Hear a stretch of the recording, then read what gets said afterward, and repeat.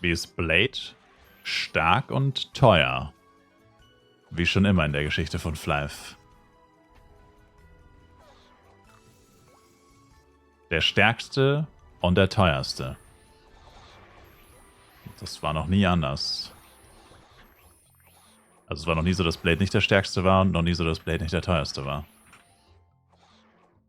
Und daran wird sich wahrscheinlich auch niemals was ändern, weil Gala, also die Entwickler, wollen daran nichts ändern.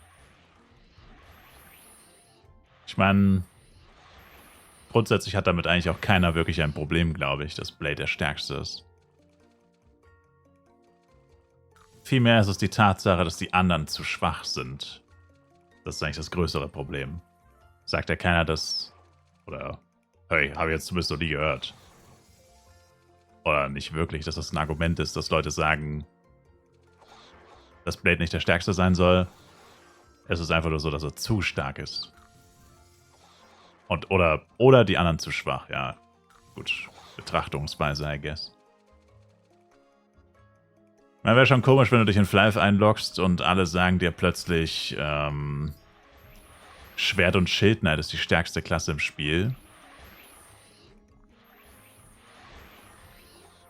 Das würde sich irgendwie seltsam anfühlen.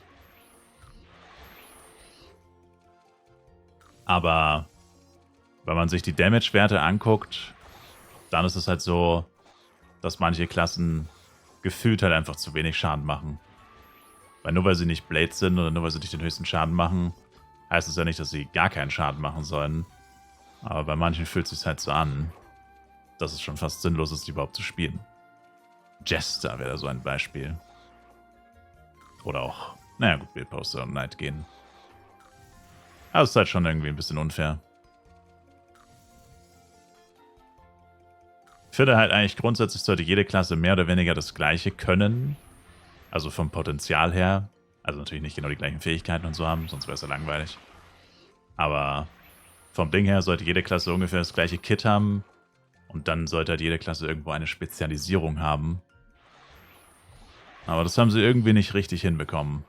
Zumindest nicht in jedem Aspekt. Bei Flyff. Da haben sie damals schon verkackt und bei Flyff Universe haben sie sich auch leider keine große Mühe gegeben, das wirklich zu fixen. Haben eigentlich an den Hauptskills oder an den Main-Skills oder an den Fähigkeiten haben sie leider fast gar nichts geändert. Zu wenig. Viel zu wenig. Um das ein bisschen mehr balanced zu machen. Hätte man schon ein bisschen was machen können. Ich finde am krassesten benachteiligt ist Knight. Knight und BP.